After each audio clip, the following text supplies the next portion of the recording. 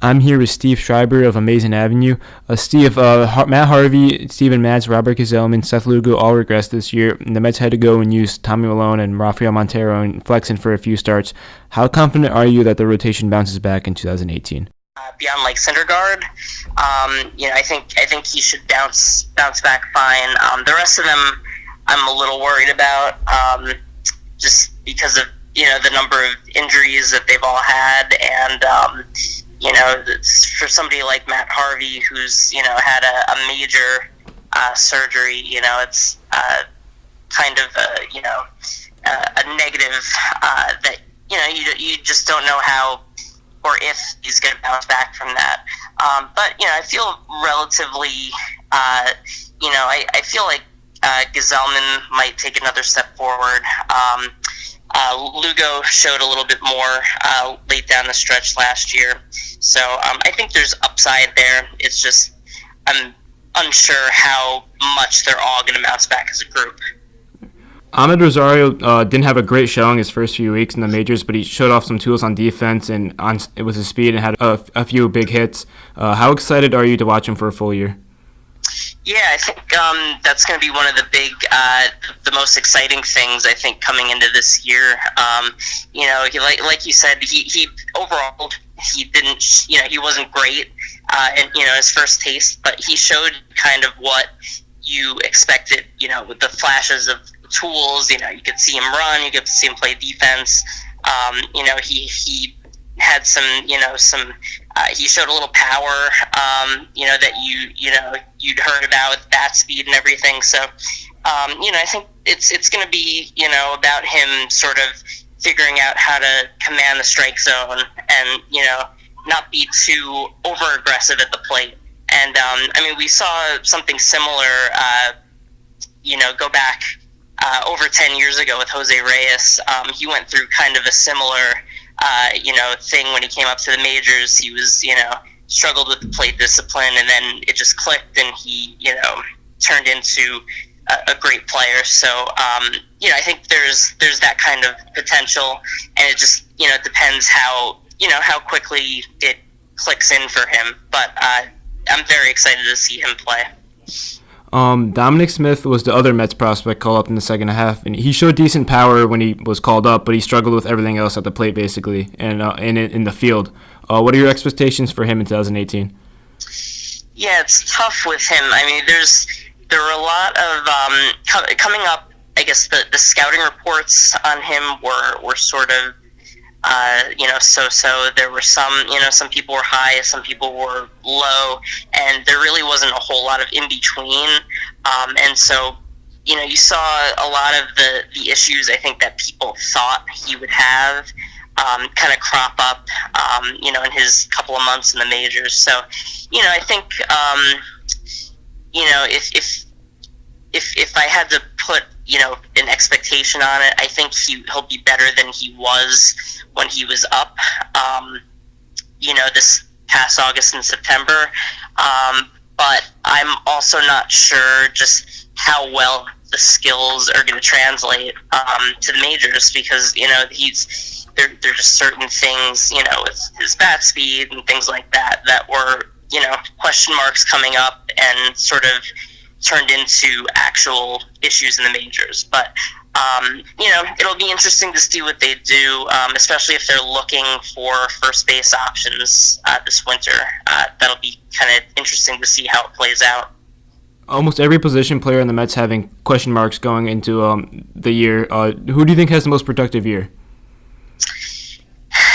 I think I'm gonna let's see. I'm gonna go and I know the injuries are the question basically for everybody. So I'm gonna go with Yoenis Cespedes has a bounce back year, stays healthy, and plays 140 games and puts up his typical Yoenis Cespedes stat line. I think there's not a whole lot of great options, just given all the injuries and everything like that. But I think if they can keep him on the field, keep his legs healthy, I think he's going to hit. How worried are you about Conforto's recovery from his shoulder injury? I think there's definitely some worry there. I mean, anything with a shoulder is never a good thing. When it comes to bat speed and all that. So it sounds like there have been good reports. A couple weeks ago. At least in terms of his recovery, it sounds like he might be ready for spring training. So that's a positive. But it'll be a sort of see how it plays out in the spring and throughout the season. I think just making sure he's fully healthy when he gets back, I think is the most important thing. You don't want to rush him and have him get hurt again and exacerbate things. What position do you see needing the biggest upgrade? I mean, there's definitely a couple. I probably would have said base before they brought back Asdrubal Cabrera. It's probably second base at this point is for me the one that they have to really improve on. And I know they have they have Wilmer Flores and they have TJ Rivera, but I think they really need somebody who can do who can excel on both sides of the ball. Somebody who can not only hit but also play defense there. Just because we've seen how important it is, how important the defense is, to the pitching and everything. That it would be nice to have strength up the middle. With Rosario at short, have a strong second baseman defensively as well. To kind of work together and improve the whole group as a unit. Beyond second base, obviously center field is another issue, and so that'll be interesting to see how they fill that. But there's clearly multiple holes here to fill. The Mets have already been rumored to be involved in some second baseman, a little bit of Ian Kinsler. What player do you think is the best fit for them at second? Yeah, I think there's a lot of good options there. I mean, if I could, of any of the guys who are rumored to be available, I think Dee Gordon would probably be my first choice. He's just to me, he's the best mix of the offense and the defense. In terms of age, he's 29. He's not too old. He's locked in for a couple of years. He's a little expensive, but not prohibitively. So he's a good all around kind of fit for this team. But assuming a package for him is too expensive or something like that, I think Ian Kinsler is a good decent fallback. He's a guy who can he's been around a long time, but he can still play defense. And he's a year removed from a really strong offensive season. I think he hit like 288 or 290, something like that, with over 20 home runs. He's always been a good on-base guy.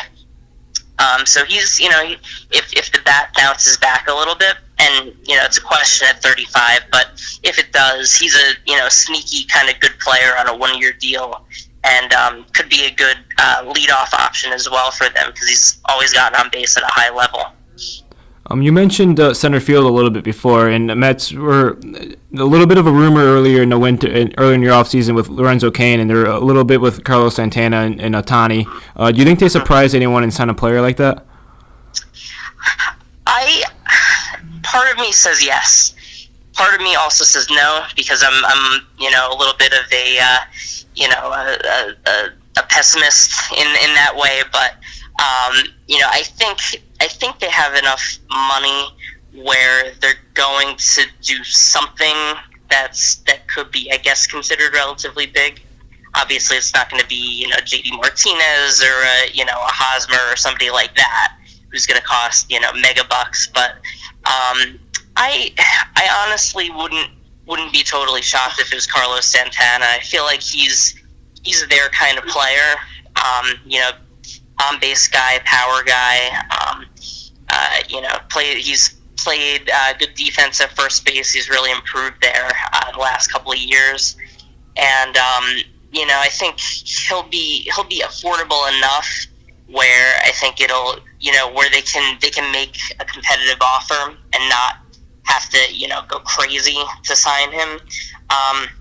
So I think Kane would be a really good fit, but it sounds like they're not looking at strict center fielders. And then Otani would be great as well, and they should be in that. But there's going to be 29 other teams in there as well. So that'll it's sort of there's a lot of factors there, I think, that'll contribute to that. But they should hopefully be in on him. But Santana definitely, to me, feels like if they're going to do one of those types of moves, I think he's the guy. Sandy Alderson said the bullpen was a priority this offseason, but it doesn't sound like they're going to be in on Wade Davis. Which relievers do you expect the Mets to be on or sign during the winter? Yeah, it sounds like they're right now they're really hot on Brian Shaw, who's the former Indians setup man. He's pitched 7th inning, 8th inning, some 9th inning. So he's a good reliever. Obviously has the relationship with Mickey Callaway, to go along with him. So there's some familiarity there. And I guess just the biggest question mark with him is how much he's been used the last couple of years. But he's definitely been a workhorse. And if he's healthy and everything, he's a good fit. I think they also could really use another lefty, and I think Mike Minor is a really good fit for them. Had a strong year with the Royals last year, coming off of a shoulder surgery. So first year as a reliever, really had a nice year, and that's another place where there's a connection with the new pitching coach Dave Island. I think that would be a good fit. Short of Mike Minor, I think there's a couple other good lefty options out there. Whether it's Jake McGee, who's probably going to be a little more expensive, or I think Tony Watson's out there. So there's some guys out there who would be good fits. But I think Shaw, if they're not going towards that upper tier, the Wade Davis, the Greg Collins, I think Shaw and Minor would be a good start. That would help to solidify definitely the later innings in the bullpen for them. What are your first impressions on Mickey Callaway? Yeah, he's a really I guess the word I'd use is affable kind of guy. He seems like he's really really excited for what he's the job that he's going to have, and it's going to be a pretty tough job given the year the Mets the year they're coming off of. I think he's he's as good a choice as they had. They're the other options. I mean, they were just kind of bland, kind of uninteresting, uninspired. He comes with a pretty good resume. He's spent the last 4 or 5 years with Terry Francona. So Terry Francona is one of the best managers in the game today. So there's really nobody better to work with, and I think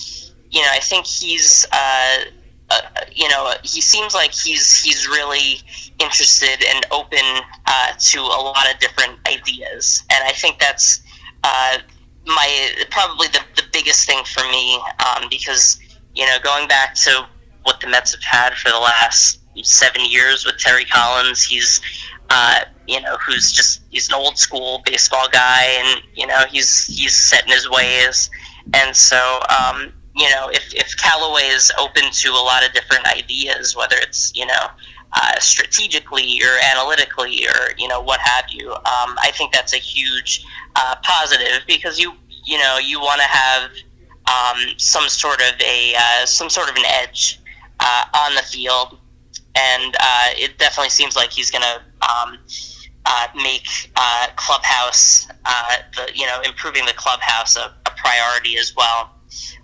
So that's all important and sort of part of that job.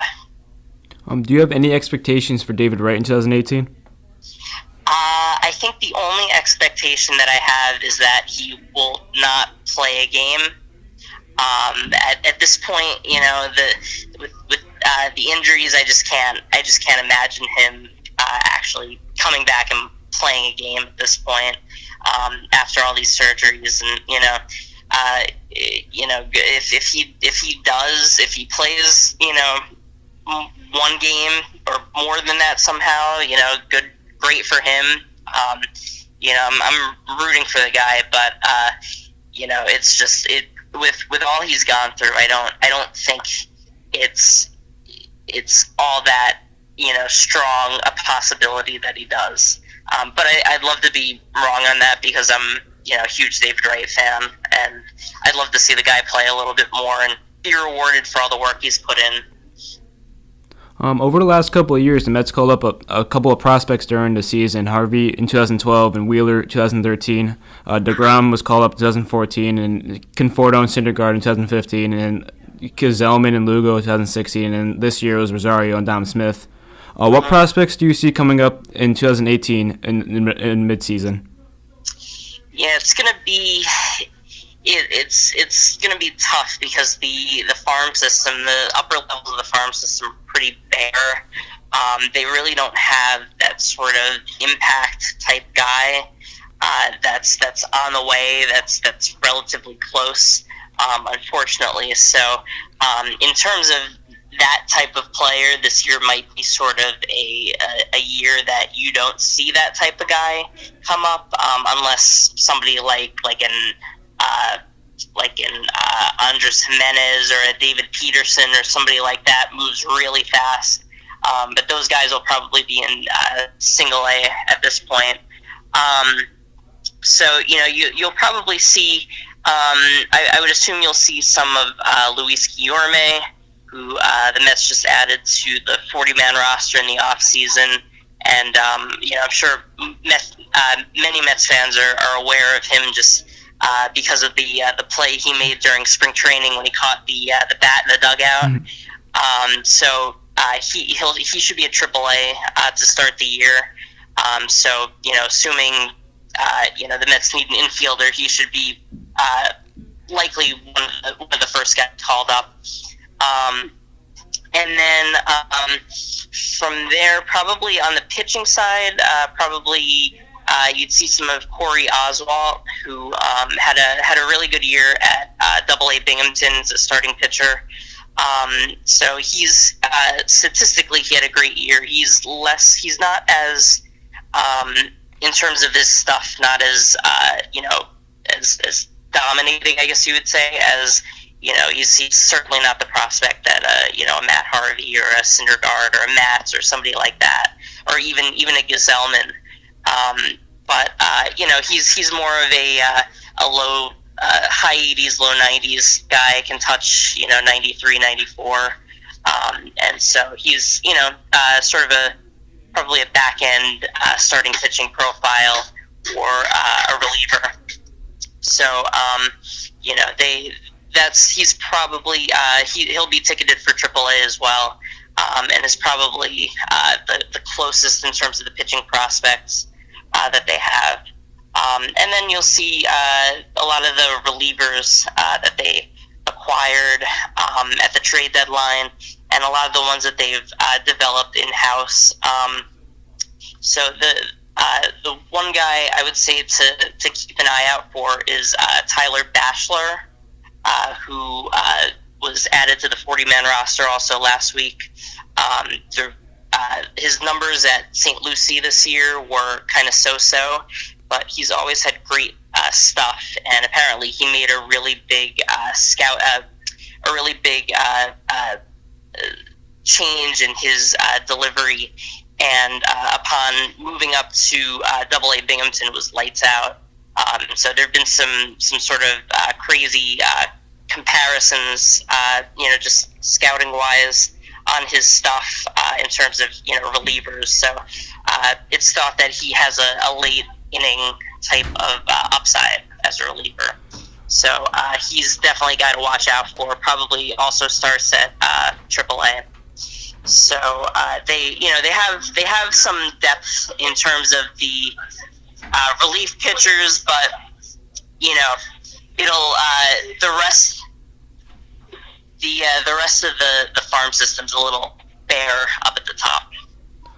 The Nationals are still it looks like they're still a top team in the division, and they're returning Harper and Rendon and Turner and Murphy, Zimmerman, Scherzer, Strasburg. Do you see their window closing anytime soon and seeing the Mets catching them in the division? Yeah, I think a lot of people are sort of waiting for that, and I think are looking at Harper, becoming a free agent after this season, and thinking that'll be it. But it's still, even without Harper, it's a really strong team. They obviously they have some age issues with Scherzer's getting into his 30s now, and Zimmerman's up there, and but they still have young stars in Anthony Rendon and in Strasburg, and so it's a great team. They're a true 95 win talent team. So even if they lose somebody like Harper, it's going to be tough to replace him, obviously, but I think they can make up for it in some ways. And they have also one of the best outfield prospects in the game in Victor Robles, who's a center fielder who's just about ready, and he actually got a little cup of coffee late in the season last year. So I think they you never know age-wise, when some of these guys get hurt or fall off a cliff. But they could hit a wall and, fall apart. But I think talent-wise, they'll still be pretty good, even if they lose, say, Harper, and Daniel Murphy's also a free agent. But, losing both of them would be somewhat of a blow. But they should have the talent to make up for it, as well as the money to fill those holes. Carlos Beltran just recently retired, and there's been discussion of him being a Hall of Famer when he's eligible. Do you think he'll be inducted? And if he's inducted, do you think he'll go in as a Met? I think he will be inducted. I don't think it's going to be first ballot, but I think he's definitely a worthy Hall of Famer. He's one of the in his prime, he was an elite defensive center fielder who was also one of the best hitters in the league for a number of years. He's a great hitter, elite base runner, elite defender in center field. So I think he's definitely a Hall of Famer. A lot of people seem to agree with that. So I think he'll get in there within if not, I don't think immediately, but within a couple of years of being eligible. And I think the conversation about him going in with the Mets with a Mets hat, I think he could. I don't know if he will. To me, he feels almost like the sort of a very obvious blank cap kind of guy, where he's played in so many different places. Whether it's New York and Kansas City as the longest tenured, and then Houston and St. Louis and the Yankees and the Giants and the Rangers for a short period of time. It's he's had such a long career in so many different places, and when you look at the numbers between the Mets and the Royals, they're relatively similar. He's in both places about 7 seasons. The numbers are a little bit better overall, I think, with the Mets off the top of my head, but they're relatively close enough. And I think legacy-wise, he's a great Met, but there's obviously some people who who still dislike him for whatever silly reason. I think I would love to see him going as a Met, but I wouldn't be at all shocked if he went in with a blank cap, it wouldn't be terribly surprising to me. Giancarlo Stanton, he's been rumored to interest multiple teams so far, the Giants, the Cardinals in particular, a little bit of the Dodgers and the Red Sox. Do you expect him to be traded, and where do you think he would go? Yeah, I think he'll be. I definitely think he'll be traded. Sooner rather than later. I mean, the Marlins seem to be very, interested in clearing a lot of salary with the new ownership, and coming off of the season he's had, it's almost they almost have to move him at this point, where he's had the injuries that he's had in the past. This is sort of the point in his value where he's at basically his highest, coming off of an almost 60 home run season and a full healthy season. So I think he'll end up. I'm assuming the West Coast. I feel like the Dodgers and the Giants are probably the two places where I would guess if I had to pick one place where he'd end up, I would guess there. I'm sure the Cardinals and the Red Sox will probably make the push for him. But I definitely could see him going out to the West Coast, to one of those teams that they have the payroll room, they can afford him, and they have the players to make a deal happen as well. So I definitely, if I had to pick one team, I would lean towards the Dodgers. But there's a few teams that I think could make it happen.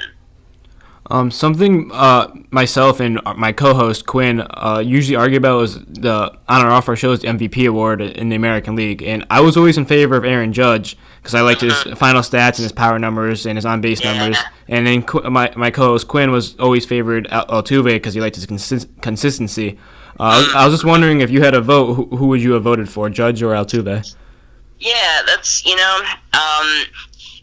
they're both great players, and I think that's part of what makes the argument for that award so great. They both had excellent seasons, and I'm not, in terms of consistency.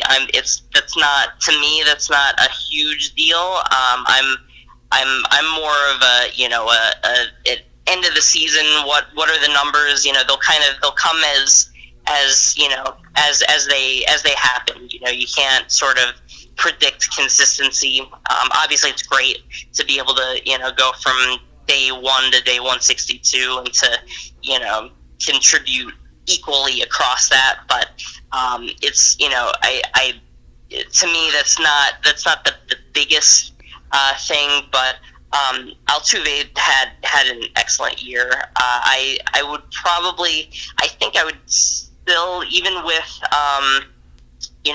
the season Judge had, I think I would give it slightly to Altuve, just because I think overall I think he's a real just a spark plug for that team, and so they're performance wise they're both elite players, and Aaron Judge I think would win in almost any year, but I'd probably give a slight edge to Altuve, and I like him as a player too.